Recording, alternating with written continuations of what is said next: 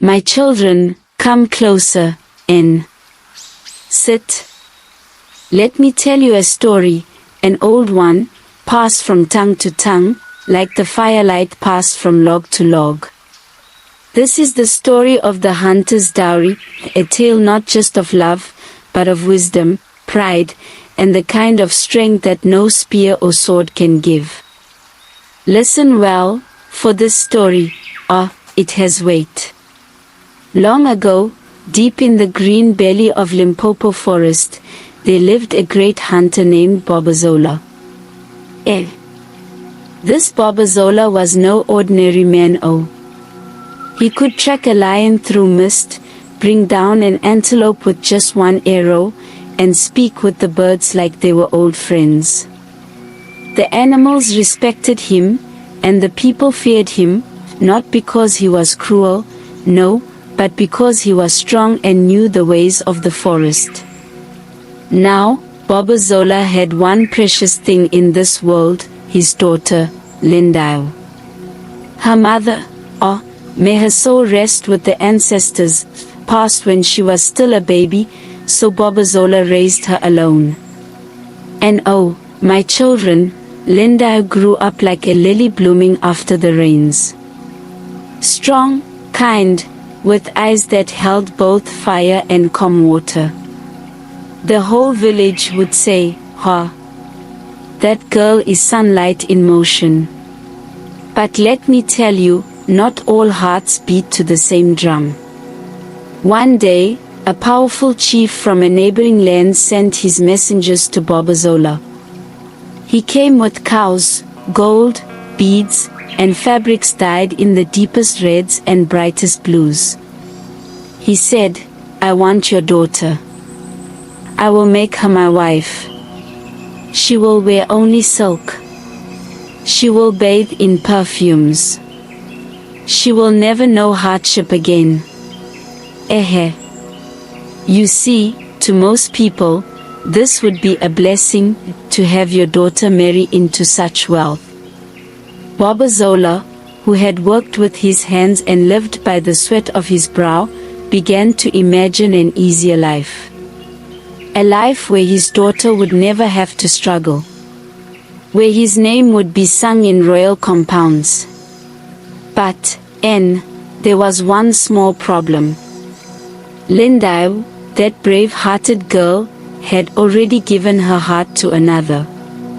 Kwanda, a quiet young fisherman who lived by the river's edge. He had no cows, no gold, just a strong back, a kind heart, and hands that knew the water like a mother knows her child.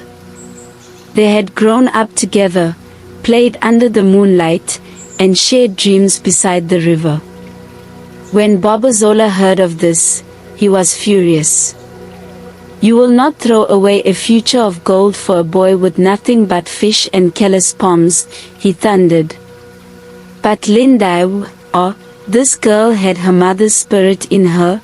She stood tall and said, Father, I would rather be poor and happy than rich and empty. Now, my children, this is where the story begins to breathe. Lindau did not just sit and cry. No.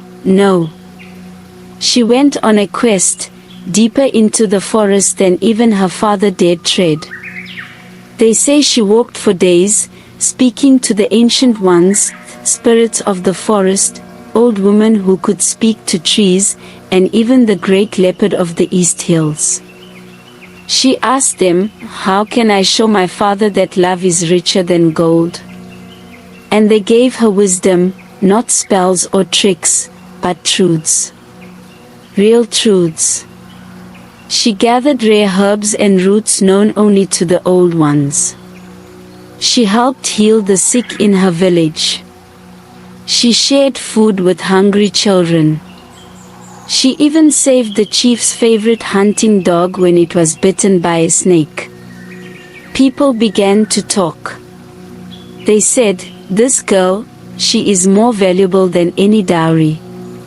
Even the chief began to notice, and he called her to his compound. But instead of begging for her love, he said, "You are wise beyond your years. I see now that love cannot be bought." When Bobozola saw all this, his eyes opened. Not just the eyes in his head, but the ones in his heart. He remembered how his late wife would laugh at night, how she had chosen him, a hunter with no titles, only strength and sincerity. He went to his daughter, knelt before her, yes, knelt, and said, "Forgive me. I was blinded by the shine of gold and forgot the sound of joy." Ehe. And so, my children, Linda married Kwanda, the fisherman, under the moonlight by the river where they first whispered their dreams. The whole village danced. Even Bobozola, the proud hunter, joined the dance, throwing off his heavy pride like an old cloak. And do you know what happened next? They did not become the richest in coin, but in peace. Their love fed many. They fished, they taught, they raised children who told this very story. Yes, the story I am now telling you. So, remember, wealth can fill your house, but love fills your soul. That, my little ones, is the tale of the Hunter's Dowry. Now go and fetch me some water, my throat is dry from all this talking. So the lesson is learned. Bobozola learned that listening, truly listening, to the heart of your child can lead you back to yourself. And the chief, even he, a man of power, was humbled by the honesty of a young girl. So whether you are a hunter, a fisher, a dreamer, or just a small one listening to this tale, walk in truth. Choose love. And never let gold silence your spirit. And if you, my dear listener, felt something stir in your heart from this tale, then don't let this be the last time we meet. There are more stories where that came from, stories of wisdom, wonder, and the kind of old knowledge the world is slowly forgetting. So I say to you, like this video if the story touched you. Subscribe to the channel so you don't miss the next tale.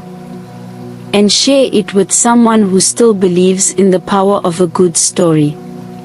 Until next time, may your days be full of laughter and your nights full of good dreams. Now go on, but remember, this Griot will be waiting with another story, just for you. Oh Dabo, my children.